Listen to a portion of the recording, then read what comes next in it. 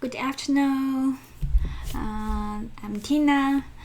The last scope I want to talk about is application scope, or called the context scope, which is available everywhere in our project. Okay, in every servlet, and later on we'll talk about JSP everywhere. Okay, and I will just using very simple example to show you. I really don't have a very good example. Okay, just to show you here. Suppose we have a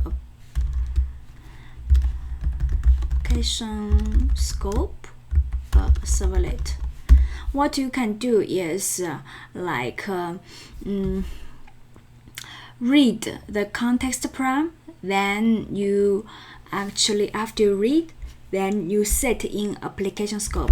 But since we haven't talked about a listener, so we cannot demo you a very good example, because servlet is based on the request. When you have request comes, then it's read. But if you didn't go through this servlet, then in the application scope it doesn't have this attribute. But you get the basic idea is once you have this application attribute being set in servlet context, then it's gonna be available everywhere. We give a very simple demo. Okay, how to set application context attribute, which is an attribute or an variable is available everywhere in application. You have to using the servlet context. We mentioned about servlet config and servlet context when we talk about init param. One is for particular servlet. If you want to get initialization parameters, you have to using servlet config. The other one is if you want to retrieve a context parameter, then we can use servlet context. Okay, I was keep looking at my hairstyle. Didn't I should do some makeup.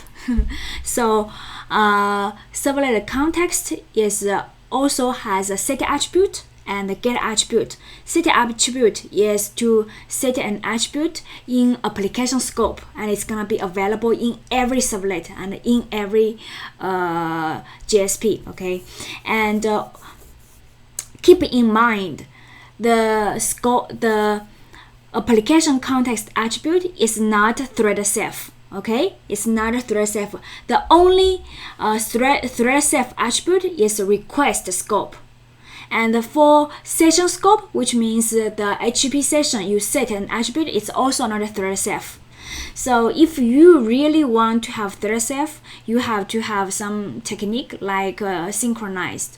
Okay, to do that. But we do not talk this here. Okay, so to get servlet context, you can use in servlet context. Yeah. Excuse me.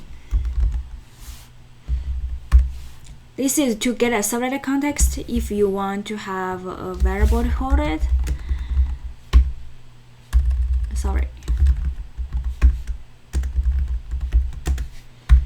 And then what you can do is context dot set attribute, and the same as others. The key is a string value, and the string value like project name. Okay, it's not good to do in this servlet. It's better to do in like a listener. Even filter is also better than servlet. Okay, it's better in like a listener. Once the application starts, and we read the initialize parameter, and we set this application name or project name for entire application.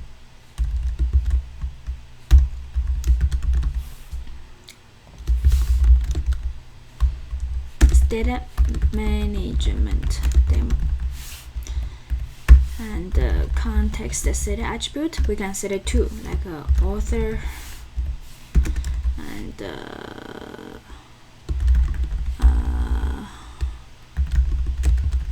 like these two. Okay, this is after set. And what I want to do is what should I do here? Here we just output something. Okay,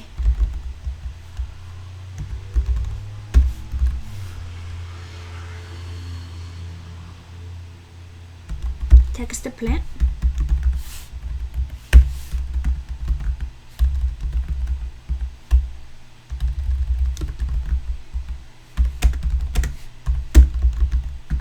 Get a writer, and then we out.println dot application scope attributes setted successfully.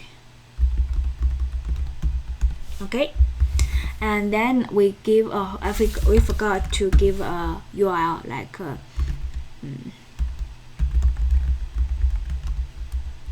application scope. Okay, so now we change the result servlet a little bit, and after we set in application scope, okay, we directly access result servlet, you will be able to see. Okay, and if we using another browser, we still will be able to see. Okay, I will show you. Once it's been set, it's available everywhere. So here I will add a comment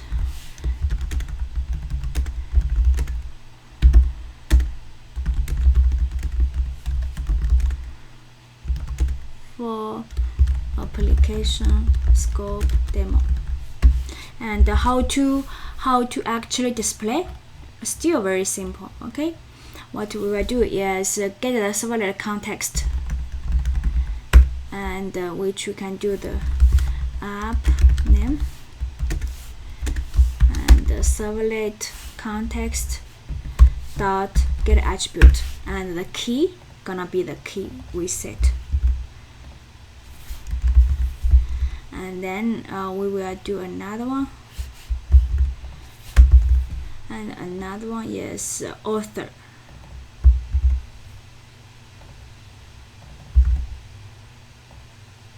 Like this. Okay, so now let's deploy and do a test. Okay,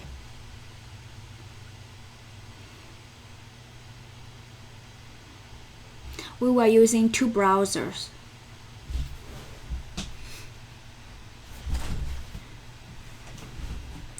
So now it's deployed successfully. It's been deployed successfully. Now we will go to the result page. Okay, so here now I will go to result page first. You will see both of them are none. Okay, now I will using another browser, which is the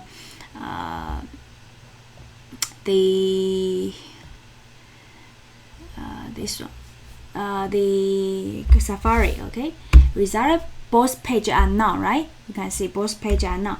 Now I will do is I will access that application scope. So now I will access application scope. Okay, in one of the browser, and say application scope attribute successfully. Now I refresh this page. You will see it's being set successfully.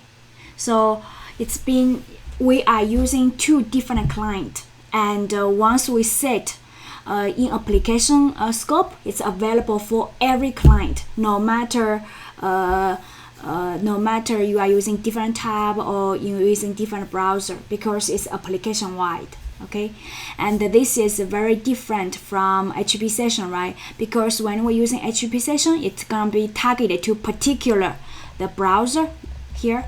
Different, it can, suppose I set a HTTP session in Chrome, we cannot access in Safari because there are two different clients considered being.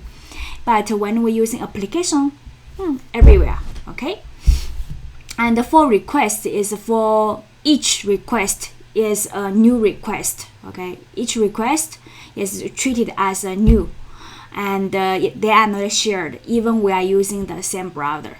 Okay, so hope you understand this one now, and let me show you the result again. Different UI access. Okay, you will get the attribute being successfully.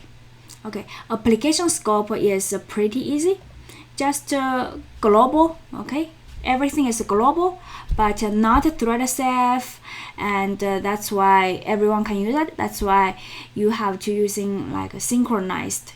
Okay, otherwise probably you have lost update those problem. Okay, so anyway, pretty simple. Thank you for watching this video, and see you next time. Bye bye.